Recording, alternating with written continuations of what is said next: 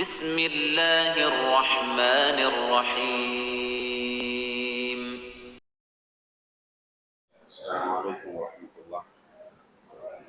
بسم الله الرحمن الرحيم. الحمد لله رب العالمين، الصلاة والسلام على رسول الله وعلى آله وصحبه أجمعين، أما بعد. അല്ലാഹു സുബ്ഹാനഹു വ തആല പരിശുദ്ധമായ ദീനിന്റെ വിധിവിലക്കുകളെ സംബന്ധിച്ച് നമുക്ക് കൂടുതൽ അറിവും അവബോധവും തന്ന് നമ്മെ അനുഗ്രഹിക്കുമാറാകുന്നു.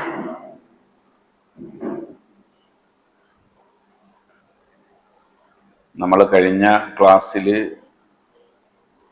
സംസാരിച്ചു വെച്ചത് അള്ളാഹുവിനോട് ദുആ ചെയ്യുന്നതിൻ്റെ വിവിധ ഭാഗങ്ങളിലെ ചില വിഷയങ്ങളെ സംബന്ധിച്ചാണ്. ഉടനടി അള്ളാഹുവിൽ നിന്ന് ഉത്തരം ലഭിക്കാൻ നാം ചെയ്യുന്ന ഒരു പ്രാർത്ഥനയുടെ രീതിയാണ് തവസ്സുൽ എന്നുള്ളത് പറഞ്ഞിരുന്നു. എങ്ങനെയാണ് തവസ്സുലാക്കിക്കൊണ്ട് പ്രാർത്ഥിക്കേണ്ടത്? സാധാരണ നമ്മളൊക്കെ തവസ്സുൽ ചെയ്യാൻ പാടില്ല എന്ന് പറയുന്ന ആളുകളുടെ ഗണത്തിൽ ഉൾപ്പെടുത്തി ചില ആളുകൾ നമ്മളെ മുബത്തദീകളാക്കി വെക്കാറുണ്ട്. പക്ഷെ തവസ്സുൽ ചെയ്യൽ ഇബാദത്താണ് എന്നാണ് ഇസ്ലാം പഠിപ്പിക്കുന്നത്. അതിന് ആ ആയത്തിന്റെ പശ്ചാത്തലത്തിൽ 9 തവസ്സുലിന്റെ രീതികളാണ് നമ്മൾ വിവരിച്ചത്. അതിന് 3ഓ 4ഓ മറ്റോ കഴിഞ്ഞ ക്ലാസ്സിൽ സംസാരിച്ചു. പല ആളുകളും കഴിഞ്ഞ ക്ലാസ്സിൽ മഴയായതുകൊണ്ട് എത്തിപ്പെടാത്തവരുണ്ട്. അപ്പൊ അതിന്റെ ഒറ്റ വാക്കിൽ ആ 4 കാര്യങ്ങൾ വായിച്ച് ബാക്കി വിശദീകരണങ്ങളിലേക്ക് പ്രവേശിക്കാം ഇൻഷാ അല്ലാഹ്.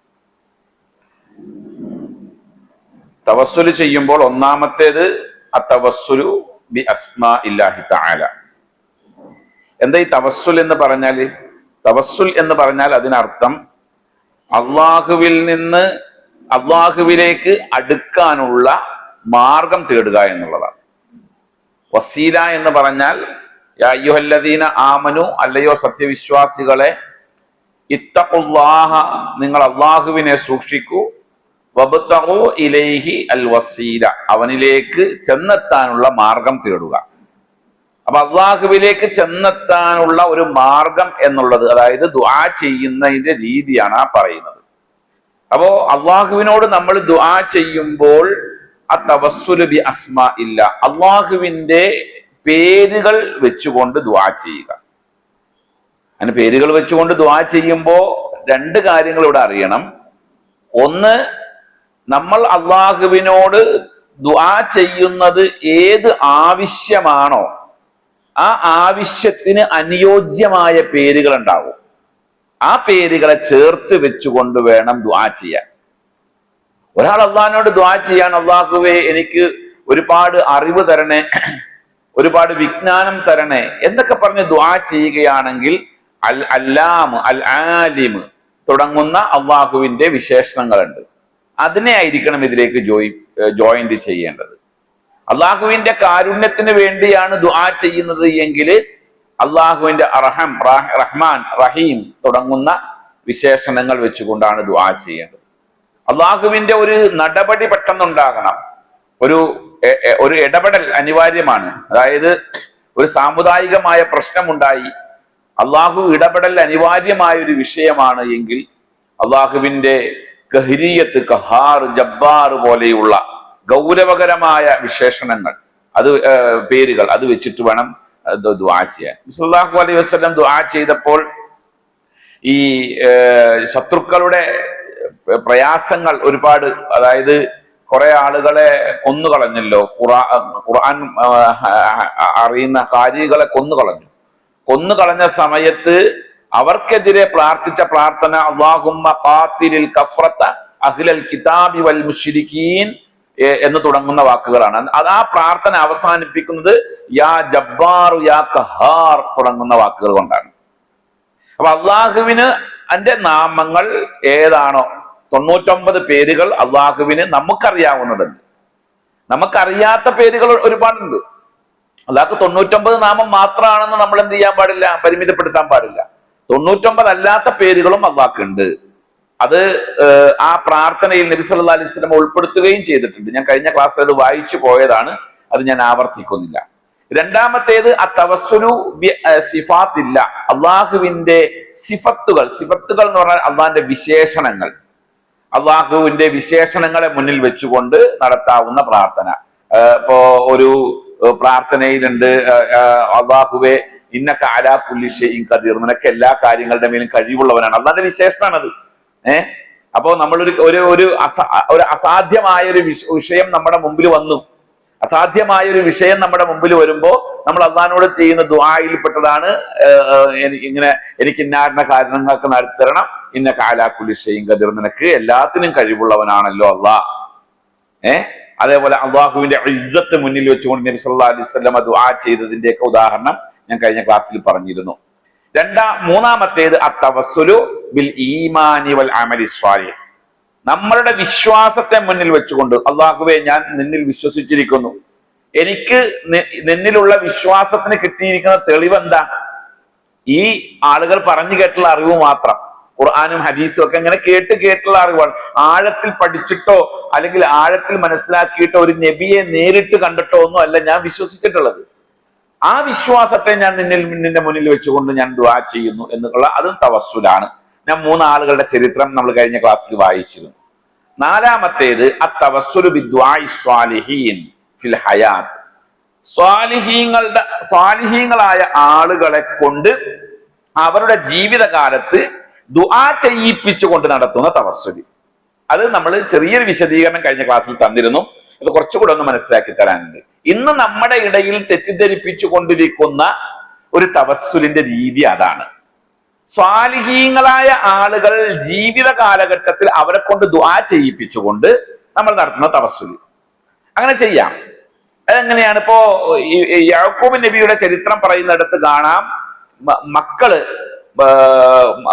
മക്കൾ കാണിച്ച ആ ഒരു മോശത്തരം തെറ്റുകൾ, ആ തെറ്റുകൾ ഒടുവിൽ മക്കൾക്ക് അത് തെറ്റാണെന്ന് ബോധ്യപ്പെട്ടപ്പോൾ യാക്കൂബ് നബിയുടെ മുമ്പിൽ വന്നിട്ട് പറഞ്ഞ പ്രാർത്ഥന ഒരു വിഷയമുണ്ട്. യാ അബാന ഇസ്തഗ്ഫിർ ലനാ ദുനൂബന ഇന്നാ കുന്നാ ഖാതിഈൻ, ഞങ്ങളുടെ പിതാവേ ഞങ്ങളുടെ തെറ്റുകൾ പുറത്തു തരാൻ വേണ്ടി നിങ്ങൾ അള്ളാഹുവിനോട് ദുആ ചെയ്യണം, ഞങ്ങൾ കുറ്റക്കാരാണ്. അത് വാപ്പാനോട് പറയാണ്. വാപ്പ ഒരു സാലിഹായ മനുഷ്യനാണ്, പ്രവാചകനാണ്. ഉപ്പാനോട് പറയാണ്, ഉപ്പ ഞങ്ങൾ ചെയ്ത തെറ്റുകൾ പുറത്തു തരാൻ വേണ്ടി നിങ്ങൾ അള്ളാഹിനോടൊന്ന് ദുആ ചെയ്യണം. അത് ജീവിച്ചിരിക്കുന്ന കാലഘട്ടത്തിൽ സ്വാലിഹീങ്ങൾ ജീവിച്ചിരിക്കുന്നുണ്ട് എങ്കിൽ അയാളോട് പറയാം. ഒരാൾ സ്വാലിഹാണോ അല്ലയോ എന്നുള്ളത് ഇനി അയാളുടെ എല്ലാം ചകഞ്ഞ് പരിശോധിക്കാൻ നിൽക്കൊന്നും വേണ്ട. 5 നേരം നിസ്കരിക്കുന്ന ഒരു മനുഷ്യൻ, കൃത്യമായിട്ട് ജമാഅത്തിൽ പങ്കെടുക്കുന്നുണ്ട്, വലിയ തിന്മകളും തെറ്റുകളൊന്നും ചെയ്യാത്ത ഒരാളാണ്. അയാളെ നമ്മൾ സ്വാലിഹായിട്ട് തന്നെ പെടുത്തണം. അയാള് ചെറുപ്പത്തിൽ അങ്ങനെയൊക്കെ ഉണ്ടായിട്ടുണ്ട്, അയാൾ ഇന്ന പ്രായത്തിൽ ഇന്ന തെറ്റ് ചെയ്തിട്ടുണ്ട്, അയാൾ ഇന്ന വഴിക്ക് പോയപ്പോ അങ്ങനെയൊക്കെ ഉണ്ടായിട്ടുണ്ട്. അതൊന്നും ചകയാൻ നിൽക്കണ്ട. പള്ളിയിലൊക്കെ ഒരാൾ ഇമാമത്ത് നിൽക്കുന്നുണ്ടെങ്കിൽ അയാൾ സ്വാലിഹാണ്, അങ്ങനെ കൂട്ടുക. കാരണം നമ്മൾ പള്ളിയിൽ ഇമാമത്ത് നിർത്തിയേക്കണം എന്തുകൊണ്ടാ? അയാൾ നല്ല മനുഷ്യനായതുകൊണ്ടാണല്ലോ. അപ്പൊ അങ്ങനെയൊക്കെയുള്ള നമ്മൾ പരിഗണിക്കാൻ പറ്റുന്ന രീതിയിൽ നല്ലൊരു മനുഷ്യനുണ്ടെങ്കിൽ നമുക്ക് വേണമെങ്കിൽ അത് ചെയ്യിപ്പിക്കൽ നിർബന്ധമല്ല, ഒരു ദുആ സ്വീകരിക്കാനുള്ള എളുപ്പമാർഗമായിക്കൊണ്ടാണ് ഇതിനെ പഠിപ്പിക്കുന്നത്. ഇപ്പോ നബി സല്ലല്ലാഹു അലൈഹി വസല്ലമയുടെ കാലഘട്ടത്തിൽ ഉണ്ടായ സംഭവം ഞാൻ കഴിഞ്ഞ ക്ലാസ്സിൽ വായിച്ചിരുന്നു. മഴയില്ലാതെ ബുദ്ധിമുട്ടിയപ്പോ ഖുത്ബ നടത്തിക്കൊണ്ടിരിക്കുന്ന എന്നോട് വന്നിട്ട് പറഞ്ഞു, കഹത്തുൻ, ക്ഷാമം ബാധിച്ചിരിക്കുകയാണ്, അതുകൊണ്ട് ദുആ ചെയ്യണമെന്ന് പറഞ്ഞു, അള്ളാഹിനോട് ദുആ ചെയ്യണമെന്ന് പറഞ്ഞു. നബി സല്ലല്ലാഹു അലൈഹി വസല്ലം അള്ളാഹിനോട് ദുആ ചെയ്തു, മഴ പെയ്തു.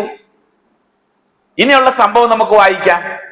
അങ്ങനെ നബിയുടെ കാലത്ത് മഴ പെയ്തു, ദുആ ചെയ്യാൻ പറഞ്ഞു, മഴ പെയ്തു. നബി സല്ലല്ലാഹു അലൈഹി വസല്ലം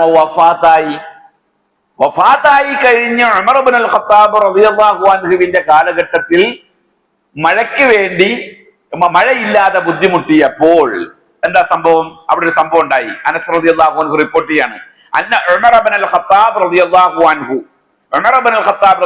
അൻഹു കാന ഇദാ കഹതു, അവർക്ക് ക്ഷാമം ഉണ്ടായി കഴിഞ്ഞാൽ, വെള്ളമില്ലാത്ത ഒരു അവസ്ഥ ഉണ്ടായാൽ, ഇസ്തസ്ക ബിൽ Abbas ibn Abdul Muttalib, Abbas ibn Abdul Muttalib, അതായത് നബി സല്ലല്ലാഹു അലൈഹി വസല്ലമയുടെ എളാപ്പയായ അബ്ബാസ് റളിയല്ലാഹു അൻഹുവിന്റെ അരികിൽ പോയിട്ട് അദ്ദേഹത്തെ കൊണ്ട് മഴയ്ക്ക് വേണ്ടി പ്രാർത്ഥിപ്പിക്കുമായിരുന്നു. അപ്പോ സ്വാലിഹീങ്ങളെ കൊണ്ട് ദുആ ചെയ്യിപ്പിക്കാം അവർ ജീവിച്ചിരിക്കുന്ന കാലഘട്ടത്തിൽ. അപ്പോൾ നമ്മൾ മനസ്സിലാക്കണം, മഴയില്ലാതെ ആയപ്പോൾ മരണപ്പെട്ട നബിയോട് പോയിട്ട് ദുആ ചെയ്തില്ല. അവര് ഖബറിനെ പോയിട്ട് തവസ്സുലാക്കിയില്ല. ജീവിച്ചിരിക്കുന്ന അബ്ബാസ് ബിൻ അബ്ദുൽ മുത്തലിബ് റളിയല്ലാഹു അൻഹുവിന്റെ അരികിലാണ് വന്നത്. അതേപോലെ സാലിഹീങ്ങളെ കൊണ്ട് നമ്മൾ ദുആ ചെയ്യിപ്പിക്കുമ്പോ നമ്മൾ സ്വീകരിക്കുന്ന രീതിയും കൂടെ ഉണ്ട്. അതും കൂടെ ആ ഹദീസിലുണ്ട്. സാലിഹീങ്ങളെ കൊണ്ട് ദ്വാരപ്പിക്കാൻ പറഞ്ഞു. ഞാൻ ദ്വാരപ്പിക്കാൻ പറഞ്ഞിട്ടുണ്ട്, ദ്വാരക്കാൻ പറഞ്ഞിട്ടുണ്ട്, അവർ ദ്വാരന്നിട്ടുണ്ട്, എന്റെ കാര്യം നടക്കും. അങ്ങനെയല്ല, അവരെ കൊണ്ട് ദുആ ചെയ്യിപ്പിച്ചതിന് ശേഷം ആ ദുആഇനെ തവസ്സുലാക്കിക്കൊണ്ട് നമ്മൾ ദുആ ചെയ്യണം. മനസ്സിലായില്ലേ? അതാണ് ആ പ്രാർത്ഥന. അതിൽ കണ്ടിട്ട് ഉമർ റളിയല്ലാഹു അൻഹു പ്രാർത്ഥിക്കുമായിരുന്നു, അല്ലാഹുമ്മ ഇന്നാ കുന്നാ നതവസ്സലു ഇലൈക ബിനബിയിനാ ഫതസ്ഖീന. അല്ലാഹുവേ, ഞങ്ങളുടെ നബി ജീവിച്ചിരുന്ന കാലത്ത് നബിയെ കൊണ്ട് ഞങ്ങൾ തവസ്സുലാക്കി മഴയ്ക്ക് വേണ്ടി പ്രാർത്ഥിച്ചിരുന്നു. നീ ഞങ്ങൾക്ക് മഴ തന്നിട്ടുണ്ട്. വഇന്നാ നതവസ്സലു ഇലൈക ബിഅമ്മി നബിയിനാ. നബിയുടെ എളാപ്പ അബ്ബാസിനെ കൊണ്ട് ഞങ്ങൾ ഇപ്പോൾ തവസ്സുലാക്കിയിരിക്കുന്നു, ദുആ ചെയ്യിപ്പിച്ചിരിക്കുന്നു. അതുകൊണ്ട് ആ ദുആ നീ സ്വീകരിക്കണേ അല്ലാഹ്. തവസ്സുല്. അപ്പൊ ഒരാളോട് ദ്വാരക്കാൻ പറഞ്ഞു, അയാൾ ദ്വാരന്നല്ല, അയാളെ കൊണ്ട് ദ്വാരക്കാൻ പറഞ്ഞിട്ടുണ്ടെങ്കിൽ നമ്മളാണ് പിന്നെ ദ്വാ ചെയ്യേണ്ടത്. അല്ലാഹുവേ, ആ നല്ല മനുഷ്യനെ കൊണ്ട് ആ മനുഷ്യനോട് ഞങ്ങൾക്ക് വേണ്ടി ദ്വാ ചെയ്യാൻ പറഞ്ഞിട്ടുണ്ടല്ല, ആ ദ്വാ നീ സ്വീകരിക്കണേ അല്ലാഹ്, ഞങ്ങളുടെ കാര്യം നടത്തി തരണേ അല്ലാഹ്. അതാ തവസ്സുലിന്റെ 4ാമത്തെ രീതി. 5ാമത്തെ രീതി അത്തവസ്സുലു ബികലിമത്തി തൗഹീദ്. കലിമത്തു തൗഹീദ് വെച്ചുകൊണ്ട് നടത്തുന്ന തവസ്സുൽ ദുആ. കലിമത്തു തൗഹീദിനെ മുമ്പിൽ തവസ്സുൽ എന്ന് പറഞ്ഞാൽ ഇടയിൽ ഒരു കാര്യം വെക്കുക, ഇടയിലേക്ക് വെച്ചിട്ട് ദുആ ചെയ്യുക. അതാണ് തവസ്സുലിന്റെ രീതി. അപ്പൊ കലിമത്തു തൗഹീദിനെ മുന്നിൽ വെച്ചുകൊണ്ട് നടത്തുന്ന തവസ്സുൽ. ഇപ്പോ യൂനുസ് നബി അലൈഹിസ്സലാമിന്റെ ചരിത്രം ഖുർആനിലുണ്ട്. യൂനുസ് നബി അലൈഹിസ്സലാം ദുആ ചെയ്തു. അദ്ദേഹം ദേഷ്യപ്പെട്ടു പോയല്ലോ. ദഅവത്ത് നടത്തുന്ന സമയത്ത് അദ്ദേഹത്തിന് എന്തില്ല, അദ്ദേഹത്തിന് ഇഷ്ടപ്പെട്ടില്ല, ആളുകളെല്ലാരും സ്വീകരിച്ചില്ല. ദഅവത്തിന്റെ സ്വഭാവം അതാണ്. ദഅവത്ത് എന്ന് പറഞ്ഞാൽ 1000 ആളുകൾ ചേരുന്ന ഒരു സദസ്സ് ഉണ്ട് എങ്കിൽ ആ 1000-ൽ ഒരാളെ ഒരു പക്ഷേ ഇത് ഉൾക്കൊള്ളുള്ളൂ, ഒരാൾക്കേ ഉൾക്കൊള്ളാൻ കഴിയുള്ളൂ. അതാണ് ദഅവത്തിന്റെ പൊതുവായ സ്വഭാവം. ഇപ്പൊ 950 കൊല്ലം നൂഹ് അലൈഹിസ്സലാം ദഅവത്ത് നടത്തിയപ്പോ ആകെ കുറഞ്ഞ ആളുകൾ മാത്രമേ വന്നിട്ടുള്ളൂ, വളരെ ന്യൂനപക്ഷമായ ആളുകൾ മാത്രമേ വന്നിട്ടുള്ളൂ. അപ്പോ ദഅവത്ത് എന്ന് പറഞ്ഞാൽ അതിന്റെ സ്വഭാവം അതാണ്. അത് പ്രവാചകന്മാരെ സംബന്ധിച്ചിടത്തോളം അവർ ചെയ്യാൻ പാടില്ലാത്ത ചില വിഷയങ്ങളുണ്ട്. അതിൽപ്പെട്ട ഒന്നാണ്, ഒരു സ്ഥലത്ത് അല്ലാഹു തആല ദഅവത്തിനായി നിയമിച്ചിട്ടുണ്ട് എങ്കിൽ ആ ദഅവത്ത് നടത്തുന്ന സ്ഥലത്ത് നിന്ന് അല്ലാഹുവിന്റെ അനുമതി ഇല്ലാതെ എവിടെയും പോകാൻ പാടില്ല. അത് പ്രവാചകന്മാരുടെ പ്രത്യേകതയാണ്. ഇപ്പൊ എനിക്ക് അല്ലാഹു തആല ദഅവത്ത് നടത്താൻ ഏരിയ നിശ്ചയിച്ചു തന്നിട്ടില്ല, ഞാൻ പ്രവാചകനുമല്ല. എന്നെ സംബന്ധിച്ചിടത്തോളം അല്ലെങ്കിൽ നിങ്ങളെ സംബന്ധിച്ചിടത്തോളം നിങ്ങൾക്ക് എവിടെ വേണമെങ്കിലും ദഅവത്ത് നടത്താം. ഇപ്പൊ ഇവിടെ മലപ്പുറത്ത് കുറെ കാലം ദീൻ ദഅവത്തൊക്കെ നടത്തി, ഇവിടെ ആരും നിങ്ങൾ അംഗീകരിക്കണില്ലെങ്കിൽ വേറെ നാട്ടിൽ പോയിട്ട് ദഅവത്ത് നടത്താം, അത് കുഴപ്പമൊന്നുമില്ല. പക്ഷെ പ്രവാചകന്മാരെ സംബന്ധിച്ച് പക്ഷെ വേറൊരു കാര്യമുണ്ട് കേട്ടോ, പ്രവാചകന്മാരുടെ ആ ചര്യയെ അങ്ങനെ തന്നെ അനുധാവനം ചെയ്യുന്ന ഒരു ദാഇയാണ് എങ്കിൽ അയാള് എല്ലാ പ്രശ്നങ്ങളും സഹിച്ചുകൊണ്ട് അവിടെ തന്നെ നിൽക്കുക എന്നുള്ളത് അയാളുടെ അദബാണ്, അയാളുടെ മര്യാദപ്പെട്ടതാണ്. അവിടെ തന്നെ ഇങ്ങോട്ട് കഴിഞ്ഞുകൂടുക എന്നുള്ളത്. കാരണം അവരിൽ നിന്ന് പലതും ഉണ്ടാകും, ഈ ജനങ്ങളിൽ നിന്ന് ഒരുപാട് വിഷമങ്ങൾ ഉണ്ടാകും ദഅവത്ത് ചെയ്തുകൊണ്ടിരിക്കുമ്പോൾ. അത് സഹിച്ചു നിൽക്കുക എന്നുള്ളത് ഒരു ദാഇയുടെ ഉത്തരവാദിത്തമാണ്. എന്തായാലും അള്ളാന്റെ അനുമതി ഇല്ലാതെ കണ്ട് അദ്ദേഹം ദേഷ്യം പിടിച്ചു പോയി കളഞ്ഞു. അതേപോലെ തന്നെയാണ് ഇപ്പോ യഹ്യാ നബി അലൈഹിസ്സലാമിന്റെ വിഷയത്തിലോ മറ്റോ ആണ് ഒരു സംഭവം കാണാം. അദ്ദേഹം അക്രമികൾ വന്നപ്പോ അള്ളാഹുവിന്റെ അനുമതി ഇല്ലാതെ ഓടിക്കളഞ്ഞു. ഓടി അദ്ദേഹം പോയിട്ട് ഒരു മരത്തിന്റെ പൊത്തിൽ പോയിട്ട് അഭയം പ്രാപിച്ചു. വലിയ ഒരു മരത്തിന്റെ പൊത്തിൽ ഒരാൾക്ക് കയറിയിരിക്കണമെങ്കിൽ ആ മരം എമ്മാതിരി വലിപ്പമായിട്ടുണ്ടാവും. അങ്ങനെയുള്ള മരത്തിൽ കയറി അഭയം പ്രാപിച്ചു. ശത്രുക്കൾ വന്ന് നോക്കുമ്പോൾ ആരെ കണ്ടില്ല, ഈ നബിനെ കണ്ടില്ല. പ്രവാചകൻ ആരാണെന്നുള്ള വിഷയത്തിൽ എനിക്ക് കൺഫ്യൂഷൻ ഉണ്ട്. യഹ്യാ നബി ആണെന്നാണ് എന്റെ ഓർമ്മ. എന്തായാലും അവര് പരതിയിട്ട് കണ്ടില്ല. കാണാതെ വന്നപ്പോ അദ്ദേഹം ധരിച്ചിരുന്ന വസ്ത്രം ഈ മരത്തിന്റെ പൊത്തിൽ നിന്ന് പുറത്തേക്ക് ചാടി കിടക്കുന്നത് കണ്ടു. അപ്പൊ അവര് ഉറപ്പിച്ചു ഇതിന്റെ അകത്ത് ആളുണ്ടെന്നുള്ളത്. അങ്ങനെ ആ മരം മുറിച്ചിട്ടു. മരം മുറിച്ചിട്ടിട്ട് ഈർച്ചവാൾ ഉപയോഗിച്ച് ആ മരം നെടുകെ പിളർത്തി എന്നാണ്. അങ്ങനെ കൊന്നുകളഞ്ഞു ബനു ഇസ്രായേലുകാര് ആ നബീനെ. അതിലൊരു സ്ഥിരീകരിക്കാത്താണെങ്കിലും ഒരു റിപ്പോർട്ട് എഴുതി രേഖപ്പെടുത്തിയിട്ടുണ്ട്. ഈർച്ചവാള് നെറുകന്തലയിൽ മുട്ടിയപ്പോൾ അള്ളാന്ന് വിളിച്ചു. വല്ലാതെ അദ്ദേഹം വിഷമത്തോടു കൂടി അള്ളാന്ന് വിളിച്ചപ്പോൾ അള്ളാഹു ഓർഡർ കൊടുത്തു, മിണ്ടിപ്പോരുത്. കാരണം എന്താ, അത് പ്രവാചകനാകുമ്പോൾ അത് സഹിക്കാൻ തയ്യാറാകണം. അതാണ് പ്രവാചകന്മാരുടെ പ്രത്യേകത. യൂനുസ് നബി അലൈഹി സ്വലാം ഓടിപ്പോയി. അദ്ദേഹം പിന്നെ ചരിത്രം അറിയാം നിങ്ങൾക്ക്. കപ്പലിൽ കയറി യാത്ര ചെയ്തു. കപ്പലിൽ നിന്ന് അദ്ദേഹത്തിന് പുറത്ത് എറിയപ്പെട്ടു. ഒരു വലിയ മത്സ്യത്തിന്റെ ഉദരത്തിൽ അദ്ദേഹം പോയി പെട്ടു. അങ്ങനെ ആ ഒരു സംഭവത്തെയാണ് അല്ലാഹു ഇവിടെ പറയുന്നത്. എന്നാണ് യൂനുസ് നബി അലൈഹി സ്വലാമിനെ അറിയപ്പെടുന്ന മറ്റൊരു പേര്. അദ്ദേഹത്തിന് വിളിക്കപ്പെട്ടിരുന്ന പേരാണ് ദന്നൂൻ. അതായത് മത്സ്യത്തിന്റെ ആൾ എന്നാണ് ദന്നൂൻ എന്ന് പറഞ്ഞാല്. മത്സ്യത്തിന്റെ ആൾ. ദേഷ്യപ്പെട്ടുകൊണ്ട് അദ്ദേഹം പോയി. അദ്ദേഹം കരുതിയത് നമുക്ക് അദ്ദേഹത്തിന്റെ മേൽ ആവതില്ല എന്നാണ് കരുതിയത്. പക്ഷെ എന്തുമാകട്ടെ, ഇരുട്ടുകളുടെ ഉള്ളിൽ ഇരുന്നു കൊണ്ട് അദ്ദേഹം വിളിച്ചു. 3 ഇരുട്ടുകളെ പറ്റിയാണ് അവിടെ പറഞ്ഞത്. ഇരുട്ടുകളുടെ ഉള്ളിൽ ഇരുന്ന്, അതായത് രാത്രിയുടെ ഇരുട്ട്, കടലിന്റെ സമുദ്രത്തിന്റെ ഇരുട്ട്, മത്സ്യത്തിന്റെ വയറിന്റെ ഉള്ളിലുള്ള ഇരുട്ട്. 3 ഇരുട്ടുകൾ. ആ 3 ഇരുട്ടുകൾക്കുള്ളിൽ ഇരുന്ന് അദ്ദേഹം വിളിച്ചു, അല്ലാ ഇലാഹ ഇല്ലാ അന്ത സുബ്ഹാനക ഇന്നി കുന്തു മിനൽ ളാലിമീൻ. ലാ ഇലാഹ ഇല്ലാ, തൗഹീദ്, കലിമത്ത് തൗഹീദിനെ മുന്നിൽ വെച്ചു. അങ്ങനത്തെ ഒരു പ്രയാസത്തിൽ നമ്മൾ അകപ്പെടുകയാണ് എങ്കിൽ രക്ഷപ്പെടാൻ മാർഗമില്ല. നമ്മുടെ വക്കൽ നിന്നൊരു തെറ്റ് സംഭവിച്ചിട്ട് നമ്മളൊരു പ്രശ്നത്തിൽ അകപ്പെട്ടു. അങ്ങനെ കൂട്ടിക്കോ, ഒരു തിന്മ നമ്മുടെ വക്കൽ നിന്നുണ്ടായി, നമ്മളൊരു പ്രശ്നത്തിൽ അകപ്പെട്ടു. ഇപ്പൊ നമുക്ക് ഒരു തിന്മ സംഭവിച്ചിട്ട് നമ്മളെ പോലീസ് അറസ്റ്റ് ചെയ്തു, നമ്മൾ അകപ്പെട്ടു, അകത്തായിപ്പോയി. അങ്ങനെ കുടുങ്ങിപ്പോവുക. നമ്മൾ സാഹചര്യത്തിന്റെ സമ്മർദ്ദം കൊണ്ട് ചെയ്ത തെറ്റായിരിക്കാം, കുടുങ്ങിപ്പോവുക. ആ സന്ദർഭത്തിൽ നമുക്ക് ചെയ്യാൻ പറ്റുന്ന ഒരു ദുആയായിക്കൊണ്ടാണ് ഈ ദുആനെ ലാ ഇലാഹ ഇല്ലാ അന്ത സുബ്ഹാനക ഇന്നി കുന്തു മിനൽ ളാലിമീൻ. ദുആ ചെയ്യുന്നതിന് അങ്ങനെ കുറെ രീതികളുണ്ട്. നമ്മൾ ആ അദബും രീതികളും പഠിച്ചുകൊണ്ട് ദുആ ചെയ്യണം.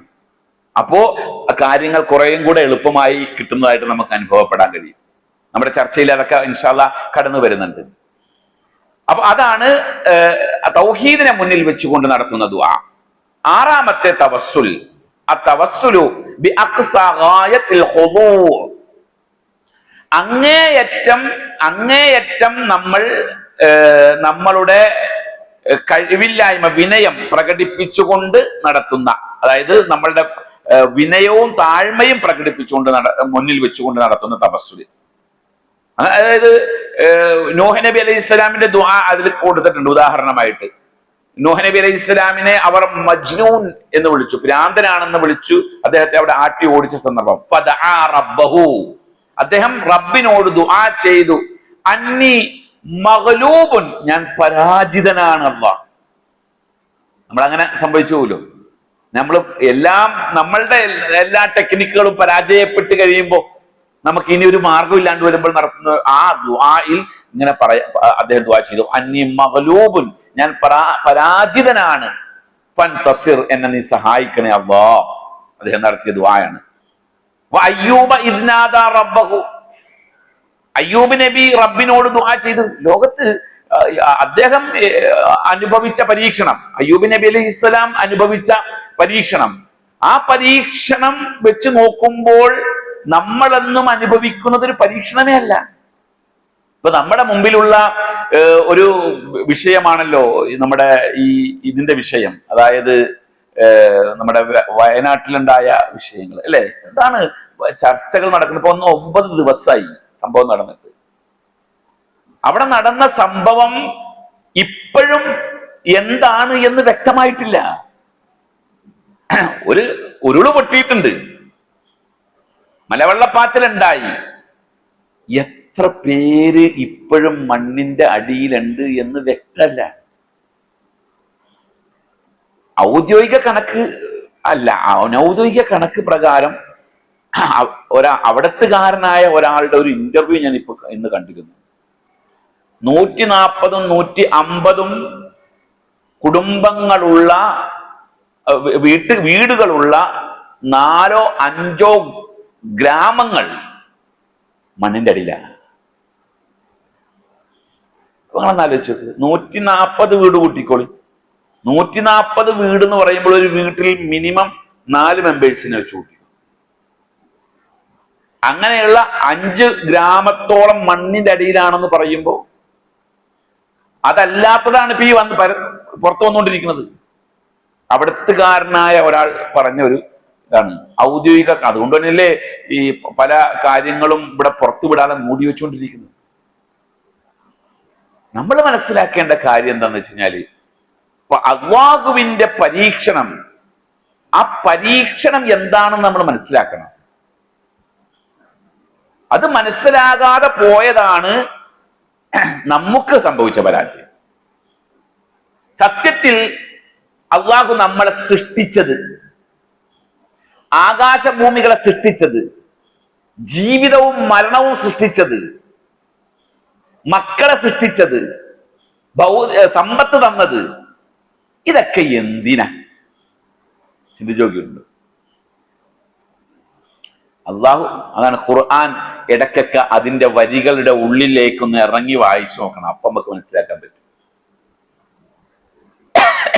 ഇന്ന ഖലഖ്നൽ ഇൻസാന മിൻ നുത്ഫത്തിൻ അംശാജിൻ, അതായത് ഒട്ടിപ്പിടിക്കുന്ന ബീജത്തുള്ളിയിൽ നിന്നും നാം മനുഷ്യനെ സൃഷ്ടിച്ചു. അള്ളാഹു ഖുർആനിൽ പറഞ്ഞു. എന്തിനു വേണ്ടി? അവൻ ഭൂമിയിൽ സുഖമായി ജീവിക്കാൻ വേണ്ടി എന്നാണോ? നബ്തലീഹി, പരീക്ഷിക്കാൻ വേണ്ടി. അപ്പൊ നമ്മളെ സൃഷ്ടിച്ചത് എന്തിനു വേണ്ടിയാ? പരീക്ഷിക്കാൻ വേണ്ടിയാ.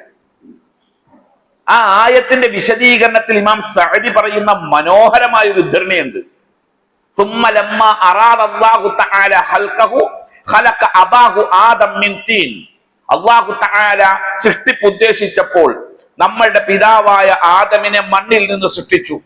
ثم جعل نسله متسلسلا من نطفة أمشاج أي ماء مهين, ഏറ്റവും വെറുപ്പുണ്ടാക്കുന്ന ദ്രാവകത്തിൽ നിന്ന് പിന്നീട് സന്താന പരമ്പരകളെ സൃഷ്ടിച്ചു.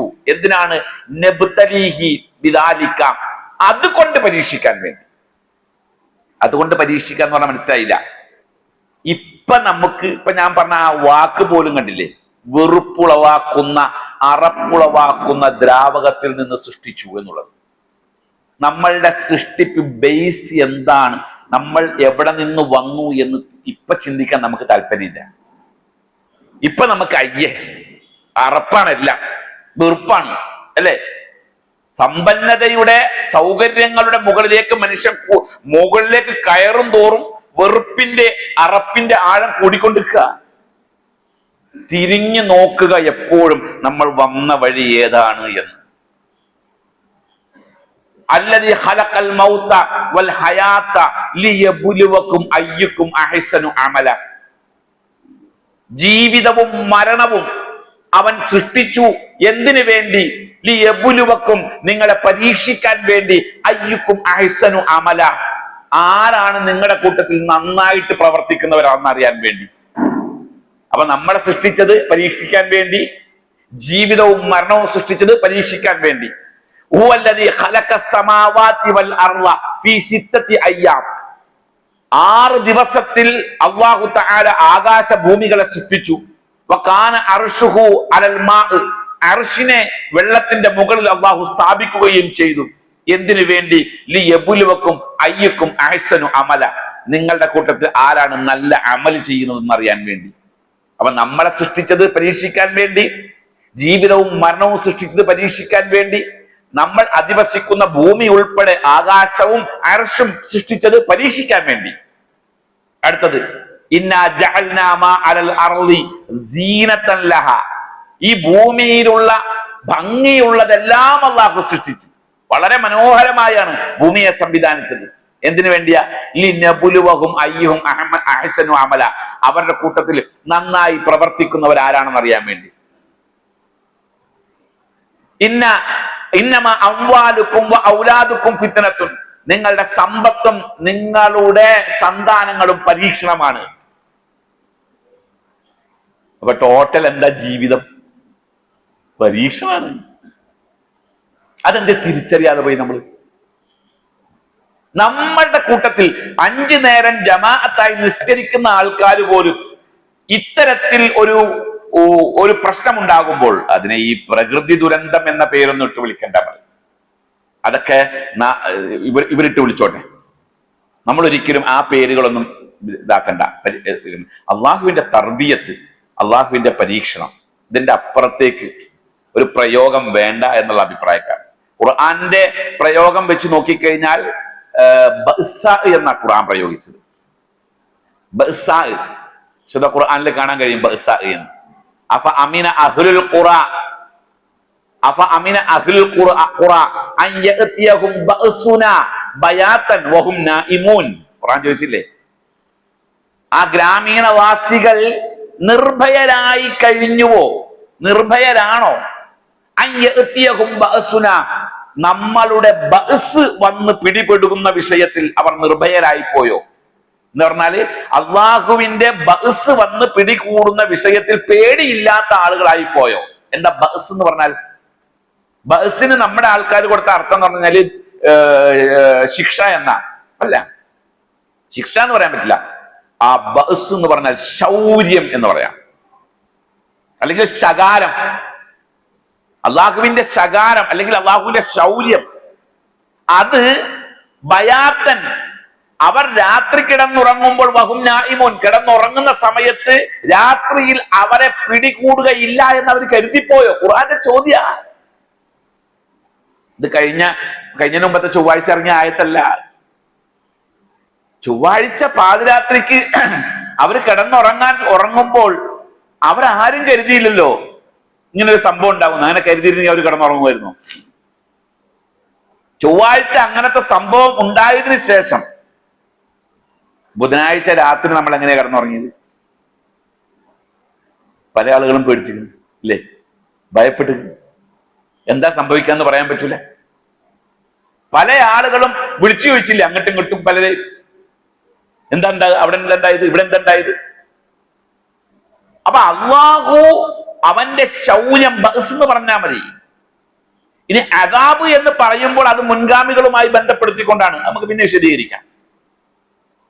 എന്തായാലും ഇതൊക്കെ അള്ളാഹുവിന്റെ ഒരു തർബിയത്തായി, പരീക്ഷണമായിട്ടാണ് കാണേണ്ടത്.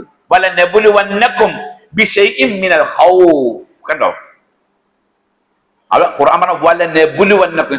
ഈ ഖുർആനിലെ ലാം ഫസ്റ്റിൽ ചേർത്തുകൊണ്ട് തന്നെ പ്രയോഗമുണ്ട്. പരീക്ഷണവുമായി ബന്ധപ്പെട്ടുകൊണ്ട് അള്ളാഹു പറഞ്ഞ 2 ആയത്തുകളിലും അള്ളാഹു തആല ലാ ചേർത്തുകൊണ്ടാണ് പറഞ്ഞത്. തീർച്ചയായും ഞാൻ പരീക്ഷിക്കുക തന്നെ ചെയ്യും എന്നാണ് അതിനർത്ഥം. ഉറപ്പായിട്ടും പരീക്ഷിക്കും. മിനൽ ഖൗഫ്, പേടി തരും, പേടിപ്പിക്കും. അതേപോലെ വൽ ജൂ, പട്ടിണി. വനഖസിൻ മിനൽ അംവാലി വൽ അൻഫുസി, സമ്പത്തിന്റെ കുറവും.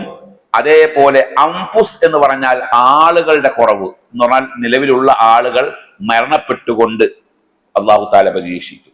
വസ്സമറാത്ത്, ഫലവർഗങ്ങൾ ഇല്ലാതെയായിക്കൊണ്ട് പരീക്ഷിക്കും.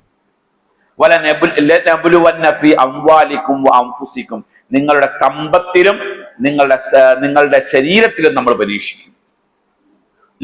വനബ്ലുവന്നകും ബിശ്ശർരി വൽ ഖൈർ, നന്മ കൊണ്ടും തിന്മ കൊണ്ടും പരീക്ഷിക്കും. നമുക്ക് പരീക്ഷണം എന്ന് പറഞ്ഞാൽ എന്താ? നമുക്ക് ഇഷ്ടമല്ലാത്തൊരു കാര്യം ഉണ്ടാകുമ്പോൾ അത് പരീക്ഷണമാവും അല്ലേ?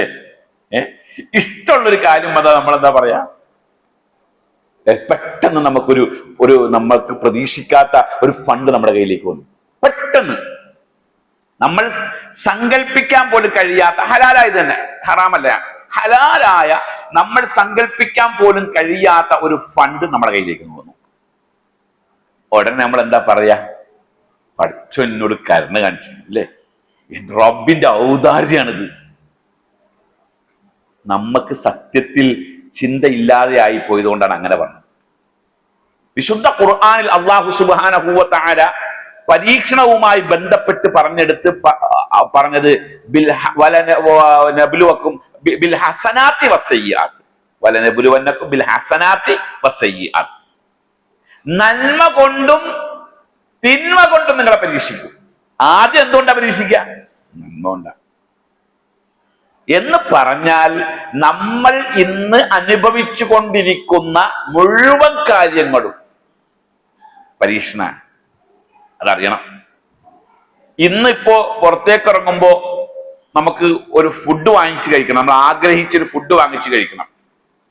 നമ്മുടെ കയ്യിൽ പണമുണ്ട്, നമ്മൾ മേടിച്ച് കഴിച്ചു അല്ലേ?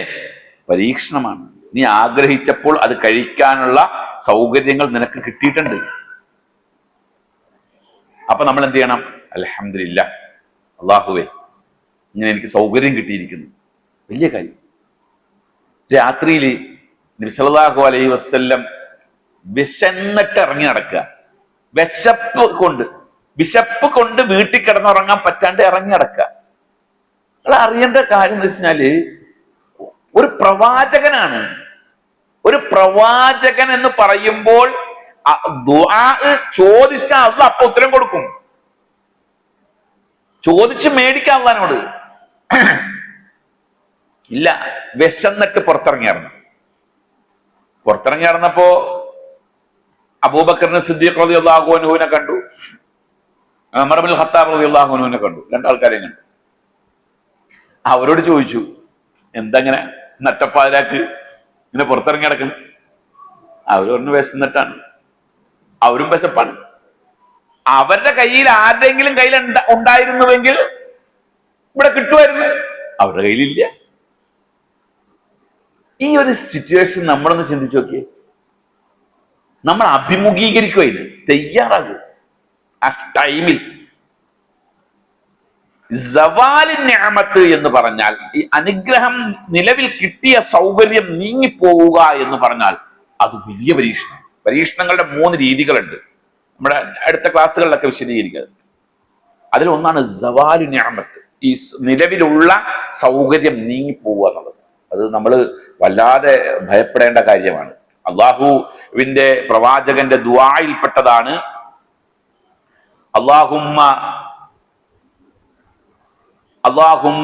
ഇന്നാ നഊദു ബിക, അല്ലാഹുവേ ഞങ്ങൾ നിന്നോട് കാവൽ തേടുന്നു.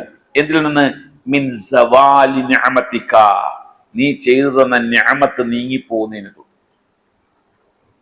അല്ലെങ്കിൽ ഒന്ന് ആലോചിച്ച് നോക്ക്, ഇപ്പൊ ഇരിക്കുന്ന നമ്മളുടെ ഈ ഒരു സ്റ്റാറ്റസ്, ഒരു നല്ലൊരു സ്റ്റാറ്റസിലാണ് ഇരിക്കുന്നത്. അതെ, അല്ല എന്ന് പറയേണ്ട ആരും. അതെ, ഇതങ്ങ് നീങ്ങിപ്പോയിട്ട് വളരെ നമ്മൾ സങ്കല്പിക്കാൻ പോലും പറ്റാത്ത ഒരു ഇതിലേക്ക് നീങ്ങി നോക്കി. നമുക്കുണ്ടാകുന്നത് ഈ സൗകര്യം ഇല്ലായ്മയെ അഭിമുഖീകരിക്കുന്നതിനേക്കാൾ കൂടുതൽ നമ്മളുടെ അഭിമാനമുണ്ട്. സമൂഹത്തിന്റെ ഇടയിൽ വെള്ളേക്കിട്ട് കാറിൽ നല്ല ഉഷാറായിട്ട് പോയി നല്ല നല്ല ഭക്ഷണം മേടിച്ച് കഴിച്ച് നല്ല ഉഷാറായിട്ട് നടന്നിരുന്ന നമ്മള് ആ ഡ്രസ്സ് പോലും വേണ്ടതില്ലാതെ, താമസിക്കാൻ സൗകര്യമില്ലാതെ, ഭക്ഷണം പോലും നേരവണ്ണം കിട്ടാതെ വല്ലവരും തരുന്നത് മേടിച്ച് ജീവിക്കുന്ന ഒരു സാഹചര്യം ഇന്ന് വയനാട്ടിൽ ദുരിതാശ്വാസ ക്യാമ്പിൽ അവർ അഭിമുഖീകരിച്ചുകൊണ്ടിരിക്കുന്ന വിഷയം. നമ്മളെ ആ സിറ്റുവേഷനിൽ ഒന്ന് ആലോചിച്ചു. നമ്മൾ ചിന്തിക്കണം അതൊക്കെ. സവാല് നിഅമത്ത് എനിക്ക് നേർക്ക് നേരെ അറിയുന്നൊരു വിഷയം. ഞാനത് പേര് പറഞ്ഞ ഒരു പക്ഷെ നിങ്ങൾ അറിയും. വ്യക്തിയുടെ പേരോ അതല്ലെങ്കിൽ വ്യക്തിയുമായി ബന്ധപ്പെട്ട സ്ഥാപനത്തിന്റെ പേരോ പറഞ്ഞ നിങ്ങൾ പെട്ടെന്ന് മനസ്സിലാവും. ഞാനത് പറയില്ല. ഒരു അതിസമ്പന്നനായ മനുഷ്യൻ, അതിസമ്പന്നൻ, സമ്പത്ത് എത്രമാത്രം ഉണ്ട് എന്ന് അയാൾക്ക് പോലും അറിയില്ല. അത്രമാത്രം സമ്പത്തുള്ളതാണ്. വലിയ വലിയ കച്ചവട സമുച്ചയങ്ങൾ, ബിസിനസ് സമുച്ചയങ്ങളുള്ള വലിയ വലിയ കോംപ്ലക്സുകൾ ഉള്ള വലിയൊരു ടൗണിൽ 6ഉം 7ഉം നിലയിലുള്ള വലിയൊരു ബിസിനസ് സമുച്ചയമുണ്ട് എങ്കിൽ അയാളുടെ ആസ്തി എത്രയായിരിക്കും? ഇത്രയൊക്കെയുള്ള ഒരു മനുഷ്യൻ. നമ്മളൊക്കെ, ഞാൻ ഉൾപ്പെടെ പല ആളുകളും നമ്മുടെ ഈ കേരളത്തിലുള്ള ഒട്ടുമുക്കാൽ പള്ളികൾക്കും സ്ഥാപനങ്ങൾക്കും സദഖ ചെയ്ത മനുഷ്യൻ. ഒട്ടുമുക്കാൽ പള്ളികളുടെ പണിക്കും സ്ഥാപനങ്ങളുടെ പണിക്കും പിരിവിന് പോയിട്ടുണ്ടെങ്കിൽ അയാളുടെ അടുത്ത് പിരിവിന് പോകാതെ ആരും ഇരിക്കൂല. അങ്ങനത്തെ ഒരാൾ. ഈ കഴിഞ്ഞതിന്റെ മുമ്പത്തെ ആഴ്ച വെള്ളിയാഴ്ച ജുമാ കഴിഞ്ഞിട്ട് ഞാൻ ഇങ്ങനെ പോകുമ്പോ ഈ വ്യക്തിയുടെ കാറിൽ ആ വ്യക്തി ഇങ്ങനെ പോകുന്നുണ്ട്. എന്റെ വണ്ടി ബാക്കിൽ, ഇദ്ദേഹത്തിന്റെ വണ്ടി മുമ്പിൽ നിർത്തിയിട്ടിരിക്കുകയാണ്. കുട്ടികളെ സ്കൂളിൽ നിന്ന് വന്ന കുട്ടീനെ കെട്ടാൻ വേണ്ടി നിർത്തിയിട്ടേക്കാം. അങ്ങനെ പോയി. അപ്പൊ കുറെ കാലങ്ങൾക്ക് ശേഷമാണ് അദ്ദേഹത്തെ ഞാൻ കാണുന്നത്. അപ്പൊ അവിടെ ഉണ്ടായിരുന്ന മറ്റൊരു കച്ചവടക്കാരനോട് ഞാൻ അദ്ദേഹത്തെ പറ്റി ചോദിച്ചു, എന്താണ് മൂപ്പരുടെ അവസ്ഥ എന്ന് ചോദിച്ചു. അപ്പൊ പറയാണ്, മിനിഞ്ഞാന്നാണ് അദ്ദേഹത്തിന്റെ വീട് ഒഴിവായി കൊടുത്തത്, ജപ്തി ചെയ്തത്. ഇപ്പൊ വാടക വീട്ടിലാണ് താമസിക്കുന്നത്. ആലോചിച്ച് നോക്ക്. ഞാമത്ത് നീങ്ങിപ്പോകാൻ അധികം നേരം നമ്മുടെ എനിക്ക് പോകൂല എന്ന് ആരും ഉറപ്പിക്കണ്ട. അത് നീങ്ങാൻ അധികം നേരമൊന്നും വേണ്ട. അതൊരു പക്ഷെ ഈ കോലത്തിലായിരിക്കും, അല്ലെങ്കിൽ ആ കോലത്തിലായിരിക്കും. എന്തെല്ലാം ഉണ്ടായിരുന്ന ആൾക്കാരാണ് അല്ലേ? 65 പവൻ ഗോൾഡ് ബാങ്കിൽ കിടന്ന പൈസ എടുത്തിട്ട് ഗോൾഡ് മേടിച്ച് അലമാരയിൽ വെച്ച് പൂട്ടി. ആ പൂട്ടിയ 2ാം ദിവസമാണ് ഇത് പൊട്ടിച്ചാർന്നു പോകുന്നത്. ആ ഗോൾഡ് മൊത്തം കൊണ്ടുപോയി. ആ മിനിഞ്ഞാന്ന് അത് മേടിച്ചില്ലായിരുന്നെങ്കിൽ ആ പൈസ എവിടെ കിടക്കും? ബാങ്കിലുണ്ടാവും. റബ്ബ് ഈ ഓരോ വിഷയത്തിനും ഇടപെടുന്നതിന് അവനൊരു ഹിക്മത്തുണ്ട്. അത് നമ്മൾ അറിയണം. അപ്പൊ അള്ളാഹിനോട് നമ്മൾ ചെയ്യുന്ന ദുആയിൽപ്പെട്ടതാണ് സവാൽ നിഅമത്തിക, നിന്റെ നിഅമത്ത് നീങ്ങിപ്പോകുന്നതിനെ തൊട്ട്. അള്ളാഹുവിന്റെ നിഅമത്ത് നമുക്ക് നീങ്ങിപ്പോകുന്നത് എപ്പോഴാണെന്നറിയാമോ? 2 തരത്തിൽ നീങ്ങിപ്പോകും. ഒന്ന്, ആ നിഅമത്ത് നീങ്ങിപ്പോയിട്ട് പിന്നെ റിട്ടേൺ വരാത്ത തരത്തിൽ നീങ്ങിപ്പോകും. രണ്ടാമത്തേത്, നിഅമത്ത് നീങ്ങിപ്പോകും എന്ത് ചെയ്യും? കുറച്ച് കഴിയുമ്പോൾ അത് റിട്ടേൺ വരും. അത് ഏതാ നമുക്കറിയില്ല. നിഅമത്ത് നീങ്ങിപ്പോകുന്നത് എപ്പോഴാണെന്ന് വെച്ചാൽ, അള്ളാഹു നമുക്ക് ചെയ്തു തന്നിരിക്കുന്ന സൗകര്യങ്ങളെ പറ്റി നമ്മൾ ചിന്തിക്കാതിരിക്കുകയും അതനുസരിച്ച് നന്ദി രേഖപ്പെടുത്താതിരിക്കുകയും ചെയ്യുമ്പോൾ. അപ്പൊ പിന്നെ അങ്ങോട്ട് തിരിച്ചിട്ടില്ല.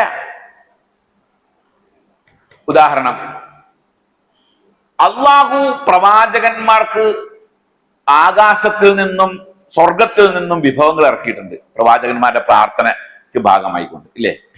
മഞ്ഞസൽവ ഇറക്കിയിട്ടുണ്ട്. കാടക്കോഴി പൊരിച്ചതും തേൻ കട്ടിയും ഇറക്കി കൊടുത്തിട്ടുണ്ട്. വിശുദ്ധ ഖുർആനിൽ കാണാൻ കഴിയും. മഞ്ഞസൽവ ഇറക്കി കൊടുത്ത ചരിത്രം ഖുർആനിൽ കാണാൻ കഴിയും. ഈ മഞ്ഞസൽവ ഇറക്കി കൊടുത്തപ്പോ അവര് പറഞ്ഞ വ്യവസ്ഥ എന്താ? അള്ളാഹുവെ, നിനക്ക് ഇബാദത്ത് എടുക്കാൻ, ബനുഇസ്രായേലുകാരാണ്, നിനക്ക് ഇബാദത്ത് എടുക്കാൻ ഞങ്ങൾ മെനക്കെട്ടാൻ നിന്ന് കഴിഞ്ഞാൽ ഞങ്ങൾക്ക് ഉപജീവനം തേടാൻ പോകാൻ പറ്റൂല. അതുകൊണ്ട് സ്വർഗത്തിൽ ഞങ്ങൾക്ക് കിട്ടുന്ന വിഭവം കുറച്ച് ഇവിടെ തന്നാൽ ഞങ്ങൾക്ക് എന്ത് ചെയ്യാം? കൂടുതൽ ഇബാദത്ത് എടുക്കാം. അപ്പൊ സ്വർഗത്തിൽ നിന്നും വിഭവം ഇറങ്ങുക എന്ന് പറഞ്ഞാൽ അതിനോളം വലിയ നിഅമത്ത് വേറെ ഇല്ലല്ലോ. സ്വർഗത്തിൽ നിന്ന് ഭക്ഷണം വരിക എന്ന് പറഞ്ഞാല് അല്ലേ? അത്രയും വലിയ നിഅമത്ത് അനുഭവിച്ച ആൾക്കാരാണ് അവർ. ആ നിഅമത്ത് അനുഭവിച്ച ആളുകൾക്ക് ആ നിഅമത്ത് എടുത്തു കളഞ്ഞു അല്ലാഹു തആല. അവരുടെ ചെയ്തികളുടെ ഫലമായിട്ട് തന്നെ എടുത്തു കളഞ്ഞു, പിൻവലിച്ചിട്ട് പിന്നെ ആകാശത്ത് ഇറങ്ങിയത് നമ്മുടെ കൈക്കോട്ടും മടാളും ഒക്കെയാണ് പിന്നെ ഇറങ്ങിയത്. എന്നിട്ട് പറഞ്ഞു, ഇദ്ഹബു മിസ്ര ഫൈനലക്കും മാസാൽത്തും, നിങ്ങൾ ചോദിച്ചതൊക്കെ അവിടെ ഉണ്ട് എന്ന് പറഞ്ഞു. കൃഷി ചെയ്ത് ജീവിക്കാൻ പറഞ്ഞു. പക്ഷെ അന്ന് ആകാശത്ത് നിന്ന് ഇറങ്ങിയ ആ വിഭവം അന്ന് അള്ളാഹ് സ്റ്റോപ്പ് ചെയ്തു. പിന്നെ ഒരു കാലത്തും ആകാശത്ത് നിന്ന് ഭക്ഷണം ഇറങ്ങിയിട്ടില്ല. പിന്നീട് ഇറങ്ങിയിട്ടേ ഇല്ല. നബി സല്ലല്ലാഹു അലൈഹി വസല്ലമയ്ക്കാണ് ഇറങ്ങണ്ടെങ്കിൽ ഇറങ്ങിയിരുന്നുവെങ്കിൽ വരേണ്ടത് നബിയുടെ കാലത്തായിരുന്നു അല്ലേ? എത്രമാത്രം പ്രയാസം അനുഭവിച്ചു. അപ്പൊ നിഅമത്ത് നീങ്ങിപ്പോകുന്നത്, നന്ദികേട് എവിടെയുണ്ടോ അവിടെയാണ് നിഅമത്ത് നീങ്ങിപ്പോകുന്നത്. അത് തിരിച്ചറിഞ്ഞുകൊണ്ട് നമ്മൾ നന്ദി ചെയ്തുകൊണ്ടേയിരിക്കണം. അതല്ലെങ്കിൽ പരീക്ഷണത്തിന്റെ മറ്റൊരു ഭാഗമായിക്കൊണ്ടായിരിക്കും നിഅമത്ത് നീങ്ങിപ്പോകുന്നത്. ആ നീങ്ങിപ്പോകുന്ന നിഅമത്ത് നമുക്ക് തിരിച്ചു കിട്ടും. അയ്യൂബ് നബിക്ക് തിരിച്ചു കിട്ടിയതുപോലെ നമ്മുടെ സംസാരത്തിൽ വരുന്നുണ്ട്. എന്തോ ആകട്ടെ, സവാലി നിഅമത്ത് നീങ്ങിപ്പോകുന്ന അല്ലാഹുമ്മ ഇന്നാ നഊദു ബിക, അല്ലാഹുവേ ഞാൻ നിന്നോട് കാവൽ തേടുന്നു, മിൻ സവാലി നിഅമതിക, നിന്റെ നിഅമത്ത് നീങ്ങിപ്പോകുന്നതിനെ തൊട്ട്, വതഹവ്വുലി ആഫിയതിക, നീ എനിക്ക് തന്നിരിക്കുന്ന ആഫിയത്ത്, ആഫിയത്തിനർത്ഥം ആരോഗ്യമെന്ന് മാത്രമല്ല, എനിക്ക് എന്തിനും പ്രവർത്തിക്കാനുള്ളതായ ഒരു കഴിവ് എന്റെ ബോഡിക്ക് തന്നിട്ടുണ്ട്, ഒരു മനക്കരുത്തും തന്നിട്ടുണ്ട് അല്ലെ, അത് തെറ്റിപ്പോകുന്നതിനെ തൊട്ട്. ആഫിയത്ത് പോയ പിന്നെ കഴിഞ്ഞില്ലേ, ആഫിയത്ത് പോയ കഴിഞ്ഞു.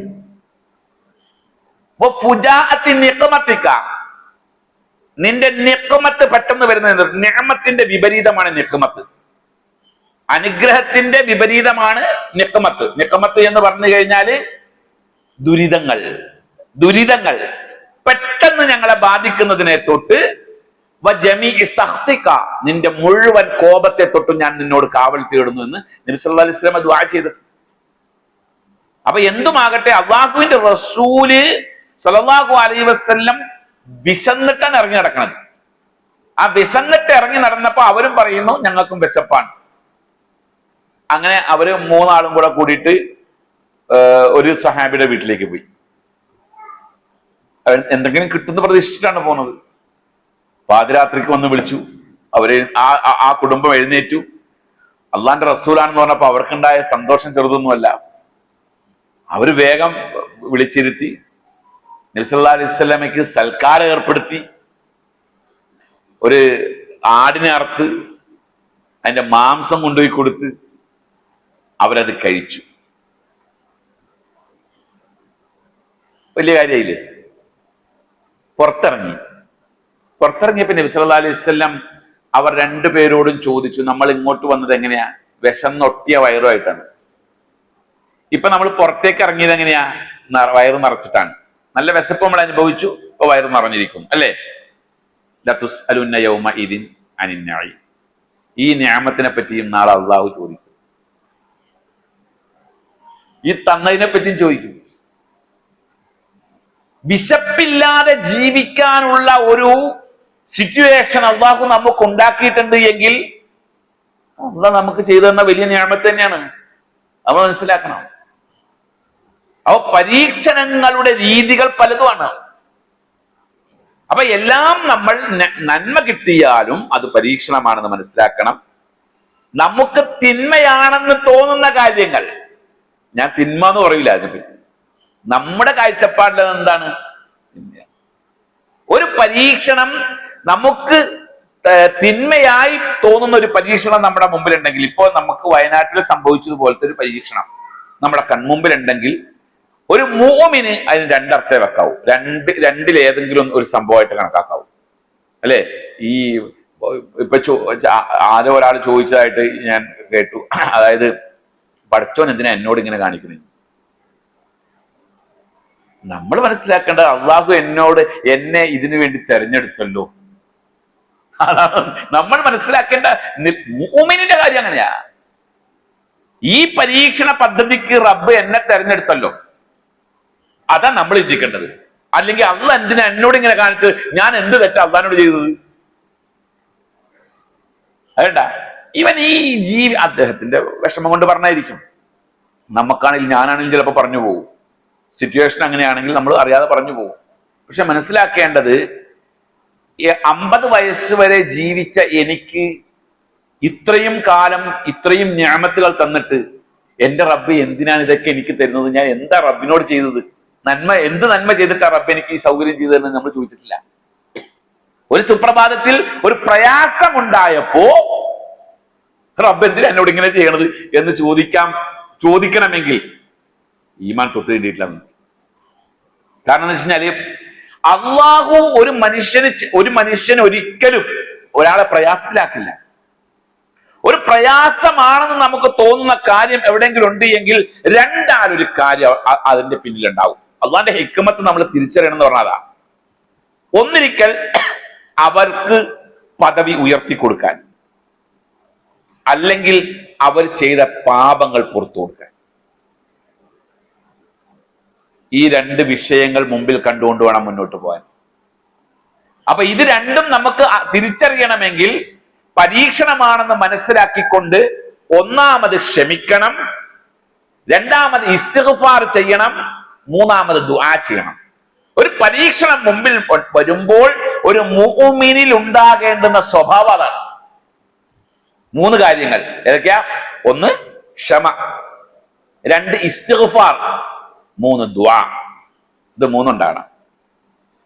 അയ്യൂബ് നബി അലൈഹിസ്സലാമിന്റെ ജീവിതം, അയ്യൂബ് നബി അലൈഹിസ്സലാമിന്റെ ജീവിതം വിശുദ്ധ ഖുർആൻ പറയുന്നുണ്ട്, ചരിത്രം പറയുന്നത്. അയ്യൂബ് നബി അലൈഹിസ്സലാം ആള് പ്രവാചകനായ സമയത്ത് തന്നെ അദ്ദേഹത്തിന്റെ ജീവിതം എന്ന് പറഞ്ഞാല് അദ്ദേഹം ഏറ്റവും കൂടുതൽ കാലി സമ്പത്തുള്ള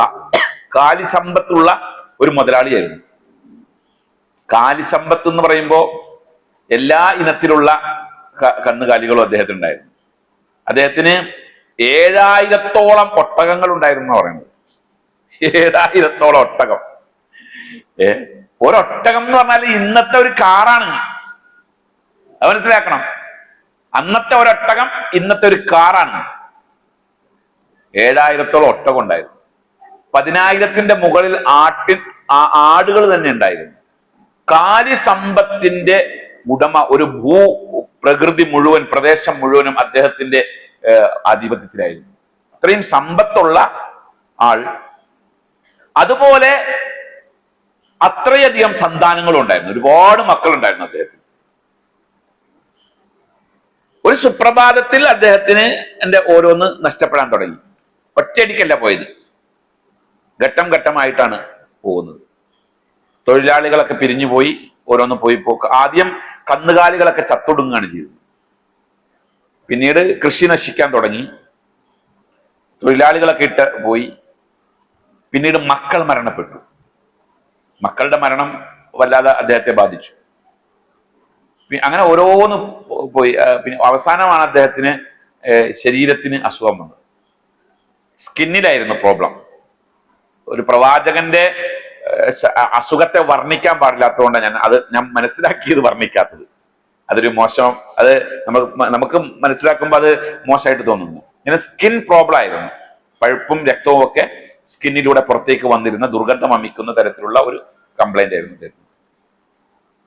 ഏറ്റവും കൂടുതൽ വേസ്റ്റുകൾ ഇടുന്ന ഭാഗത്തായിരുന്നു അദ്ദേഹം ജീവിച്ചത്. പിന്നീട് വേസ്റ്റ് ഇടുന്നതിന്റെ അടുത്താണ്. വേറെ ആരും അടുപ്പിക്കില്ല. ഈ അസുഖം അദ്ദേഹത്തിന് എത്ര കാലം ബാധിച്ചു എന്ന് നമ്മൾ മനസ്സിലാക്കണം. 18 കൊല്ലം. 18 കൊല്ലം അദ്ദേഹം ആ അവസ്ഥയിലായിരുന്നു.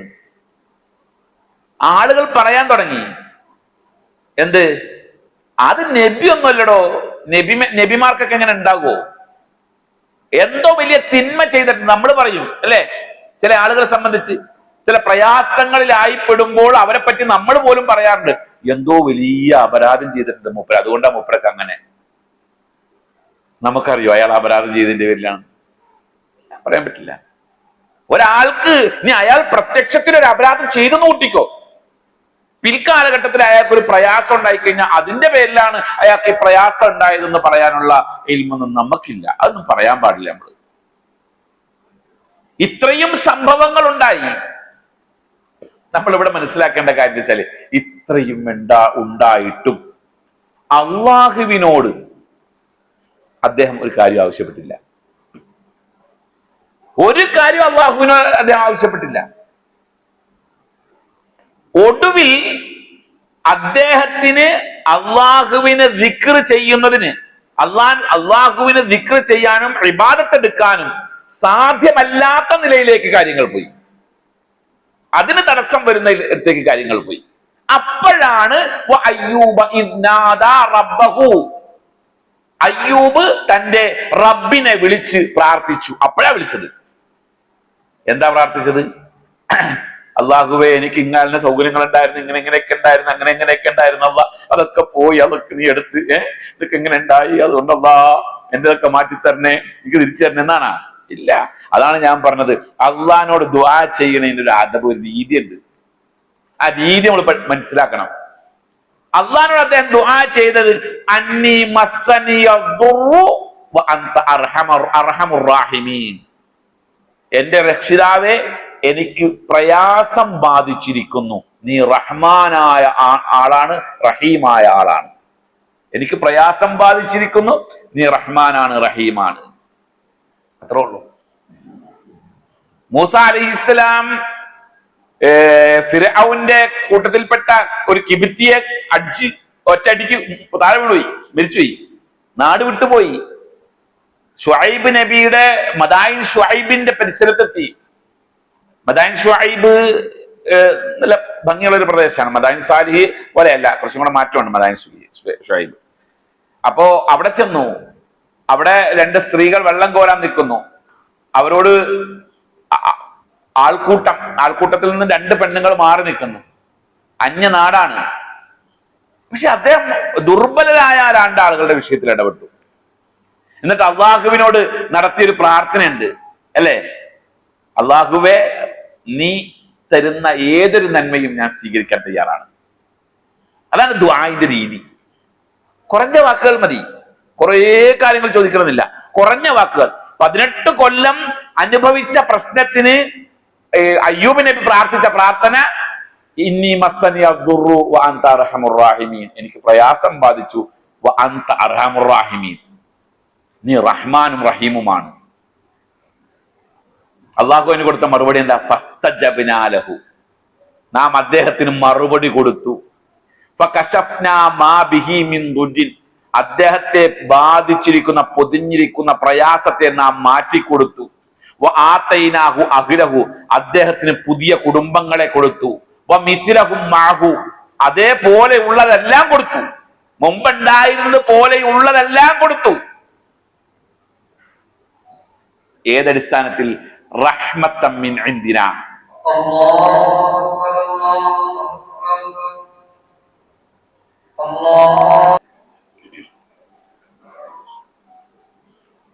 റഹ്മത്തൻ മിൻ ഇൻദിനാ, ഇതൊക്കെ കൊടുത്തത് നമ്മുടെ ഭാഗത്തു നിന്നുള്ള റഹ്മത്താണ്, കാരുണ്യമാണ്. എന്നിട്ട് ആ ആയത്ത് അവസാനിച്ചറിയാമോ? വദിക്റാ ലിൽ ആബിദീൻ, അള്ളാഹ്ക്ക് ഇബാദത്തെടുത്ത് ജീവിക്കുന്ന മുഴുവൻ ആളുകൾക്കും ഇതൊരു ദിക്റാണ്, ഓർമ്മപ്പെടുത്തലാണ്. ഇങ്ങനെയാണ് ജീവിക്കേണ്ടതെന്ന്. പ്രശ്നങ്ങളുടെ മുമ്പിൽ തകർന്നു പോവുകയല്ല വേണ്ടത്.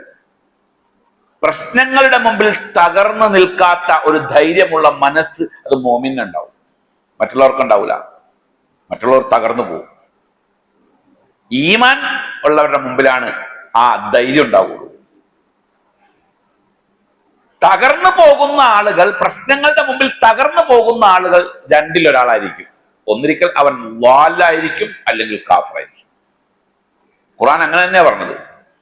അല്ലാഹു തആല ഒരു ഭാഗത്ത് പറയുന്നുണ്ട്, വമൻ യഖ്നുതു മിൻ റഹ്മത്തി റബ്ബിഹി, അവന്റെ രക്ഷിതാവിന്റെ കാരുണ്യത്തിൽ നിന്നും നിരാശ ബാധിക്കുന്നവൻ ഇല്ല ളാലൂൻ, ഒന്നിരിക്കൽ പിഴച്ചുപോയി.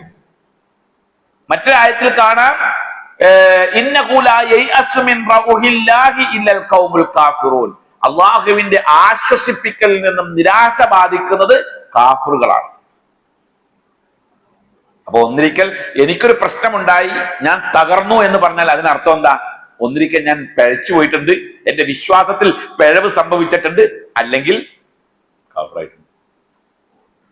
അങ്ങനത്തെ വാക്ക് ഒരിക്കലും നമ്മൾ ഉപയോഗിക്കാൻ പാടില്ല ഒരു പ്രശ്നം ഉണ്ടാകുന്ന സമയത്ത്. ഇപ്പോ ഒരു സ്ത്രീയുടെ കുടുംബത്തിൽ ഭർത്താവും മക്കളൊക്കെ മരണപ്പെട്ട് നബി സല്ലല്ലാഹു അലൈഹി വസല്ലമയുടെ കാലഘട്ടത്തിൽ അങ്ങനെ സ്ത്രീ ഖബറിന്റെ ഒക്കെ മറവ് ചെയ്തിരിക്കുന്ന അടുത്ത് പോയിരുന്ന് വിലപിച്ച് കരയാണ്. മക്കള് പോയതിന്റെ വിഷമം അങ്ങനെ കിടന്ന് കരയ. നബി സല്ലല്ലാഹു അലൈഹി വസല്ലമ ഇത് കണ്ടപ്പോ, ആ വഴിക്ക് നടന്നു വരുമ്പോ കണ്ടപ്പോ പറഞ്ഞു, ഇസ്ബിർ, നീ ക്ഷമിക്ക്, അള്ളാഹു നിനക്ക് അതിനുള്ള കൂലി തരുന്നു. അപ്പൊ അത് റസൂലാണെന്നൊന്നും അറിയില്ല. ആ പെണ്ണ് പറഞ്ഞു, നിങ്ങൾക്ക് വേണമെങ്കിൽ ക്ഷമിക്കാനൊക്കെ പറയാം, അനുഭവം എനിക്കല്ലേ ഉണ്ടായത്, എനിക്കല്ലേ പ്രശ്നം ഉണ്ടായത്. നമ്മളങ്ങനെ പറയാറുണ്ട് അല്ലേ? നിങ്ങൾക്ക് വേണമെങ്കിൽ അത് പറയാം, ഇതെനിക്കുണ്ടായതല്ലേ, എന്റെ പ്രശ്നം, എന്റെ വിഷമം എന്താന്ന് നിങ്ങൾക്ക് അറിയില്ലല്ലോ. നമ്മൾ പറയുന്നവർ അതേ വർത്താനം തന്നെ പെണ്ണ് പറഞ്ഞു. അള്ളാഹുവിന്റെ റസൂൽ അങ്ങ് പോവുകയും ചെയ്യും. പിന്നീട് ആരോ പറഞ്ഞു, ആ പെണ്ണിനോട് പറഞ്ഞു, അത് നബി ആയിരുന്നു, അള്ളാഹുവിന്റെ റസൂലാണ് ആ വന്നത് എന്ന് പറഞ്ഞപ്പോൾ ഇവർക്ക് ആകെ ബേജാറായി. അവർ നബി സല്ലല്ലാഹു അലൈഹി വസല്ലമയുടെ അടുത്ത് ഓടി വന്നു. ഇത് പറഞ്ഞു, അല്ലാഹു റസൂലെ, റസൂലാണെന്ന് ഞാൻ അറിഞ്ഞില്ല, പകരമില്ലാത്ത വർത്താനം ഞാൻ പറഞ്ഞുപോയി. നബി സല്ലല്ലാഹു അലൈഹി വസല്ലം അതിന് കൊടുത്ത മറുപടി അസ്സബ്റു ഇൻദ സദ്മത്തിൽ ഊലാ, പരീക്ഷണം ഉണ്ടാകുന്ന ഘട്ടത്തിലാണ് ക്ഷമിക്കേണ്ടത്. തുടക്കത്തിൽ ക്ഷമിക്കണം, ഒടുക്കത്തിൽ ക്ഷമിച്ചിട്ട് കാര്യമില്ല. പറയാനുള്ളതൊക്കെ പറഞ്ഞ് ചെയ്യാനുള്ളതൊക്കെ ചെയ്ത് എല്ലാ പരിപാടിയും നോക്കി ഇനി ഒരു മാർഗം എന്നാ പിന്നെ ക്ഷമിക്കാല്ലേ, എന്നാ പിന്നെ ക്ഷമിക്കാം. ആ ക്ഷമ വേണ്ട, അതിന് ക്ഷമ എന്ന് പറയാൻ പറ്റില്ല. നമ്മുടെ വർത്തമാനങ്ങൾ വായിൽ നിന്ന് വീഴുന്നതിന് മുമ്പ്, മോശമായ ചിന്തകൾ മനസ്സിലേക്ക് വരുന്നതിന് മുമ്പ് നമുക്ക് ക്ഷമിക്കാൻ കഴിയുന്ന ആദ്യം പ്രയാസമുണ്ടാകുന്ന ഘട്ടത്തിന്റെ ആരംഭത്തിൽ തന്നെ ക്ഷമിക്കാൻ കഴിയണം. അതാണ് ക്ഷമ. അതല്ലാത്തതിന് ക്ഷമ എന്ന് പറയാൻ കഴിയില്ല. എന്തുമാകട്ടെ, അപ്പൊ നമ്മൾ പറഞ്ഞു വന്നത്, പ്രയാസഘട്ടങ്ങൾ ദുആ ചെയ്യുമ്പോൾ നമ്മൾ എപ്പോഴും ശ്രദ്ധിക്കേണ്ട കാര്യമാണ് ഇത്തരത്തിലുള്ളതായ, അതായത് ക്ഷമ അവലംബിച്ചുകൊണ്ട്, ക്ഷമയെ മുന്നിൽ വെച്ചുകൊണ്ട് നമ്മൾ പ്രയാസങ്ങളിൽ ദുആ ചെയ്യുക.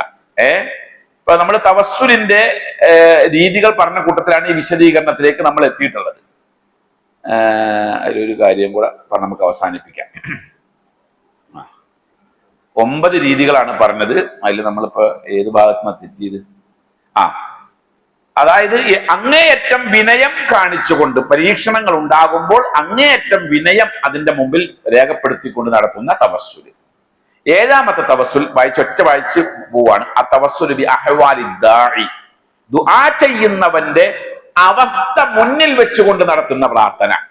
ഞാൻ മുമ്പ് പറഞ്ഞില്ലേ മൂസാ നബിയുടെ സംഭവം. മൂസാ നബിയുടെ സംഭവത്തിൽ ആ പെണ്ണുങ്ങൾക്ക് വെള്ളം കോരിക്കൊടുത്തതിന് ശേഷം അദ്ദേഹം പോയി ചെയ്ത ദുആ എന്താ? റബ്ബി ഇന്നി ലിമാ അൻസൽത ഇലയ്യ മിൻ ഖൈരിൻ ഫഖീർ. എന്റെ രക്ഷിതാവേ, ഒരു അവസ്ഥ പറയാണ്, നാട് വിട്ടു പോരേണ്ടി വന്നു, എന്റെ അവസ്ഥ ഇതാണ്, നീ ഇപ്പോൾ എനിക്ക് തരുന്ന ഏതൊരു നന്മയും ഞാൻ സ്വീകരിക്കാൻ തയ്യാറാണ്. അങ്ങനെയാണ് അവസ്ഥ മുന്നിൽ വെച്ചുകൊണ്ട് നടത്തുന്ന ദുആ. ഇപ്പോ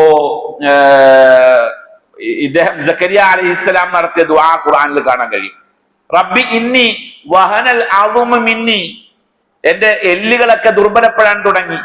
വസ്തഅല റഅസു ശൈബ, മുടിക്ക് നരബാധിച്ചു. വലം അകും ബി ദുആഇക റബ്ബി ശഖിയ, ഞാൻ നിന്നോട് ദുആ ചെയ്യുന്നതിൽ ആരല്ല, നിരാശനല്ല, ഞാൻ മോശക്കാരനായിട്ടില്ല ഇതുവരെ. എന്നിട്ട് അദ്ദേഹം പറഞ്ഞു ഇന്നി ഖിഫ്തു അൽ മവാലിയ മിൻ വറാഇ, എന്റെ പിന്നിൽ ഇനി എനിക്ക് ഒരു പിന്തുടർച്ചക്കാർ വരുന്ന വിഷയത്തിൽ ഞാൻ ഭയപ്പെടുന്നുണ്ട്. കാരണം വകാനത്ത് ഇംറഅതി ആഖിറ, എന്റെ ഭാര്യ വന്യയാണ്, അവൾക്കൊന്നിനും കഴിയില്ല. പക്ഷേ ഇതൊക്കെ പ്രതികൂലമായ സാഹചര്യമായിരുന്നിട്ടും വഹബിലി മിൻ ലദുൻക വലിയ, നിന്നിൽ നിന്ന് എനിക്കൊരു അനന്തരാവകാശിയെ നീ എനിക്ക് തരണേ അല്ലാഹ്. നമ്മുടെ മുമ്പിൽ വഴികളെല്ലാം അടഞ്ഞു കഴിഞ്ഞാൽ ഇങ്ങനെ ദുആ ചെയ്യാൻ പറ്റും?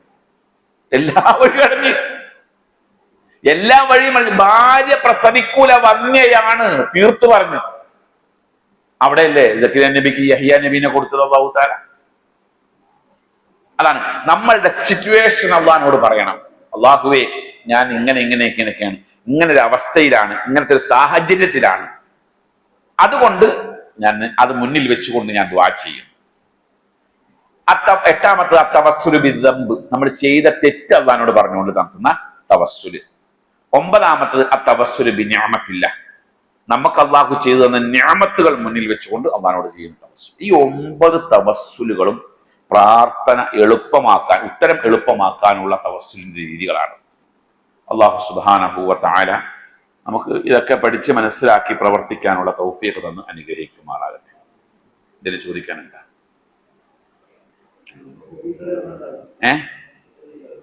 മുബത്തദീകൾ എന്ന് പറഞ്ഞാൽ പുത്തൻവാദികൾ എന്നർത്ഥം. പുതിയ ആശയക്കാർ, പുതിയ വാദം കൊണ്ടുവന്ന ആളുകൾ. ബിദ്അത്ത് എന്ന് പറഞ്ഞാൽ പുത്തൻ ആശയം എന്നർത്ഥം.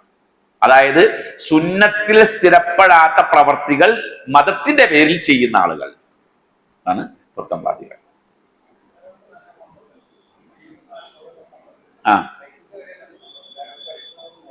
ഇല്ല, അല്ല, അയാൾക്ക് സമ്പത്തുണ്ട്, പരീക്ഷണം, മറ്റ് ഇതൊന്നും നഷ്ടപ്പെട്ടിട്ടില്ല, മറ്റു ബുദ്ധിമുട്ടില്ല, ആ സമ്പത്ത് അയാൾക്ക് പരീക്ഷണമാണ്. ആ സമ്പത്തിനെ പറ്റി അയാൾ കൃത്യമായിട്ടാണോ ചെലവാക്കിയത് അല്ലയോ എന്ന് നാളെ ചോദിക്കും. എനിക്കിത് സംസാരിക്കാൻ ഒരു കഴിവ് അല്ലാഹു തന്നിട്ടുണ്ട്. ഇത് എന്നെ സംബന്ധിച്ചിടത്തോളം ഒരു പരീക്ഷണമാണ്. ഞാനത് കൃത്യമായിട്ട് ഉപയോഗിക്കുന്നുണ്ടോ ഇല്ലയോ അത് അല്ലാഹു നാളെ ചോദിക്കും. നമുക്ക് തന്ന ഏത് നിഅമത്താണെങ്കിലും ആ നിഅമത്ത് നമുക്ക് പരീക്ഷണം തന്നെയായിരിക്കും മുഅ്മിനെ സംബന്ധിച്ചിടത്തോളം. അപ്പൊ അതുകൊണ്ട് തന്നെ അതിൽ ഹംദ് പറയാ, അൽഹംദുലില്ലാ. നമുക്ക് സന്തോഷമുള്ള കാര്യം കിട്ടിക്കഴിഞ്ഞാൽ നമ്മൾ അൽഹംദുലില്ലാ. നമുക്ക് മനസ്സിന് പ്രയാസം ഉണ്ടാകുന്ന കാര്യം നമുക്ക് കിട്ടിക്കഴിഞ്ഞാൽ ഇന്നാ ലില്ലാഹി വ ഇന്നാ ഇലൈഹി റാജിഊൻ. ഇത് അല്ലാഹു തന്നതാണ്, അള്ളാഹ് അത്ര തന്നെ. ഞാനിപ്പോ എനിക്കിപ്പോ ഒരു ഒരു സംഭവം തന്നു, ഞാൻ വെറുതെ ഇവിടെ നിന്നപ്പോ എനിക്ക് നിങ്ങൾ എന്ത് ചെയ്തു, കുറച്ച് പൈസ തന്നു, ഇതാണ് സഹായമായിട്ട് കുറെ സമ്പത്ത് തന്നു, കുറെ സാധന സൗകര്യം, ഇതൊക്കെ നിങ്ങൾ ഉപയോഗിച്ചോളാൻ പറഞ്ഞേ. കുറച്ച് കഴിഞ്ഞിട്ട് വന്നിട്ട് പറയാണ് അതൊക്കെ എനിക്ക് തിരിച്ചു തന്നെ കിട്ടോ എന്ന് പറഞ്ഞു. ഞാനതിൽ വിഷമിക്കേണ്ട ആവശ്യമുണ്ടോ? വിഷമിക്കാൻ പാടുണ്ടോ? അത് തന്നെയാണ് ഇത് തന്നപ്പോൾ നമ്മൾ ഏതൊരു നിലപാടാണോ അത് തന്നെയായിരിക്കണം എടുത്തുകൊണ്ട് പോകുമ്പോഴും ഉണ്ടാകേണ്ടത്. അതാണ് മോമിന്റെ പൊതുവായ സ്വഭാവം. പക്ഷെ അത് അടുത്ത ക്ലാസ്സിൽ വേണമെങ്കിൽ കുറച്ചും കൂടെ വിശദീകരണം തരാം. റബ്ബനാ ആതിനാ ഫിദ്ദുനിയ ഹസനത്തൻ വഫിൽ ആഖിറതി ഹസനത്തൻ വഖിനാ അദാബന്നാർ. സുബ്ഹാനല്ലാഹി വബിഹംദിഹി സുബ്ഹാനകല്ലാഹുമ്മ വബിഹംദിക അഷ്ഹദു അൻ ലാ ഇലാഹ ഇല്ലാ അൻത അസ്തഗ്ഫിറുക വഅതൂബു ഇലൈക്. അസ്സലാമു അലൈക്കും.